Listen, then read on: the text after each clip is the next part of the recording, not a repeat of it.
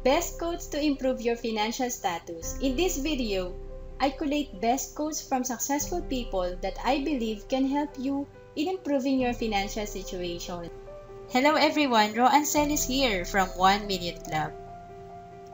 First, Robert Kiyosaki said, if you want to be rich, you need to be financially literate.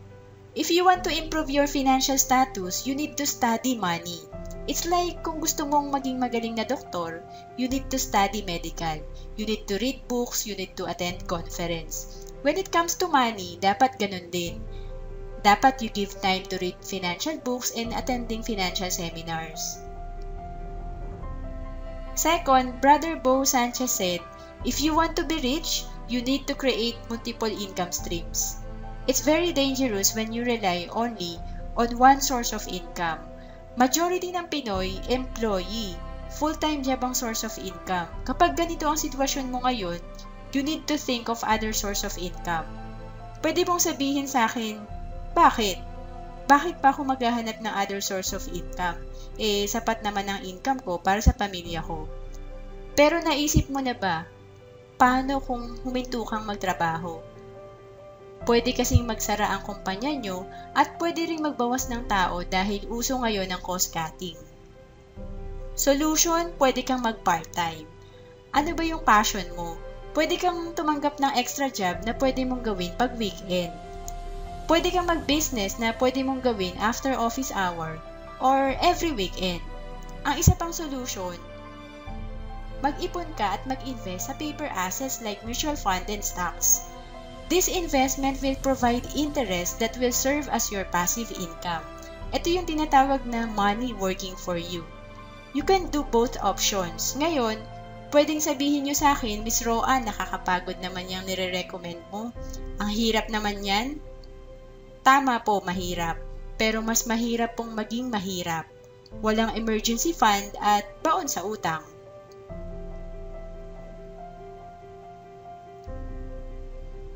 Third, Jim Rohn said, we must all suffer one of two things, the pain of discipline or the pain of regret or disappointment. Anong pipiliin mo? Disiplinahin mo sarili mo ngayon o magsisi ka in the future? When it comes to saving money, marami ang walang disiplina. Marami ang ayaw magtipid. Masarap kasi mag-shopping sa mall, masarap gumastos. Kaya lang, kung di ka mag-iipon, alam mo ba na mas painful yun? Kasi kung wala kang investment, walang interest or passive income. Dahil wala kang emergency fund, madadagdagan utang mo. Worst is, trabaho ka ng trabaho para lang makabayad ng utang. You become a slave of money, no peace of mind. Kaya importante na may ipon ka, discipline yourself. Fourth, Robin Sharma said, you are born into genius. But have you resigned yourself to mediocrity? Mediocrity means average, ordinary. Do you belong to majority of people? Majority ng Pinoy may utang. Majority ng Pinoy hirap sa pera. Kung ganito ang sitwasyon mo, dapat gumawa ka ng paraan. Huwag kang mag-isip gaya ng nakararami, huwag mong gayahin ang majority. Dahil kung tama ang majority, edi sana marami ng mayaman. Dapat maghanap ka ng right environment. Maghanap ka ng mga taong mahilig mag-ipon, mag-invest, at mag-attend ng financial seminars para mag-improve ang financial situation mo. Fifth, Brian Tracy said, your greatest asset is your earning ability. Your greatest resource is your time. Madalas akala natin wala ng paraan para umasenso. Dapat lang pala nating ma-realize na kailangan maging productive tayo everyday. Lahat ba tayo may 24 hours? Si Henry C. ba may 500 hours per day kaya mas mayaman siya? Hindi naman, lahat tayo may 24 hours per day. Ang difference kaya mas maraming mahirap kasi we don't realize that time is money. Madalas ang Pinoy pag may spare time ang ginagawa, nanonood ng teleserye, naglalaro ng tablet. Ang mayayaman, iba ang ginagawa. They do things that will improve them. They choose to be productive. They read books, they attend seminars. Ang tanong ko sa'yo, will you choose entertainment or you want to be productive? The decision is yours. 6. Tony Robbins said, success is doing what you want, when you want, where you want, with whom you want, as much as you want. Maraming Pinoy na nangangarap magkabahay, magkakotse, magkaroon ng latest gadget. Ito kasi yung pinaniniwalaan natin na status symbol. Na pag may sarili kang bahay, kotse at latest gadget, mayaman ka na. Pag may ganito ka, sikat ka sa relative, sikat ka sa kapitbahay, sikat ka sa office mates. Pero ang tanong, mayaman ka ba talaga? O inutang mo lang ang mga to? Kaya kailangan mong pumasok sa trabaho araw-araw at mag-overtime para mabayaran lang ang mga to. Ang tunay na mayaman, hindi lubog sa utang. Ang tunay na mayaman, may time freedom. 7. Warren Buffett said, never depend on single income. Make investment to create a second source. Kung nakakapag-ipon ka ng 3,000 per month, assuming nilagay mo sa investment facility na pwedeng kumita ng 12% per year, after 10 years, 690,116 na ang fund mo. After 15 years, 1,498,741 na. And after 20 years, 2,967,766 pesos na ang fund mo. Yung investment fund mo na 3 million, pwedeng magbigay sa'yo ng passive income. Ang tawag dyan, money working for you. For example, assuming the interest of your 3 million investment is 10%. So, meron kang 300,000 per year na kita from your investment or 25,000 a month. Kaya importante na may ipon at investment sa paper assets like mutual fund or stocks. 8. Henry C. said, there is no such thing as overnight success or easy money. If you fail, do not be discouraged. Try again. When you do well, do not change your ways. Henry C. don't believe in get-rich-quick scheme.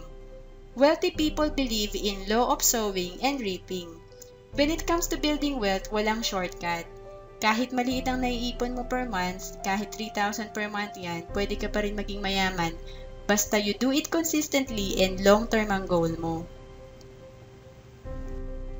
Next is, John Gokongwei said, I don't rely on feng shui. I believe hard work brings us good luck and success. Kaya maraming tumataya sa loto kasi gusto natin yumaman ng walang ginagawa. Lahat pala tayo pwedeng maging mayaman kahit di manalo sa loto basta masipag ka. Kung productive ka araw-araw, after 10 years, 20 years, sigurado maganda ang financial situation mo. Sigurado mayaman ka. And lastly, Jack Canfield said, don't worry about failures. Worry about the chances you miss when you don't even try. Madalas takot tayong mag-business dahil iniisip agad natin na malulugi. Na wala tayong alam. Ang dami nating iniisip na limitation. I don't have time, maliit pa anak ko. Wala mag-aalaga sa kanila. I don't have money, I don't have education. Wala akong background sa selling. Nahihiya tayong magbenta pero di tayo nahihiyang mangutang. Kung gusto mo talaga ma-improve ang financial situation mo, you have to try new things. Start a small business. Learn new skills. When you improve, your situation will also improve. To summarize big ideas we have learned from this video, to improve your financial situation, you need to become financially literate. You should have multiple passive income streams. You need to discipline yourself. Don't buy the idea of mediocrity and decide to be productive every day. Maximize your greatest resource, your time. Your financial success is not equal to your social status. Invest.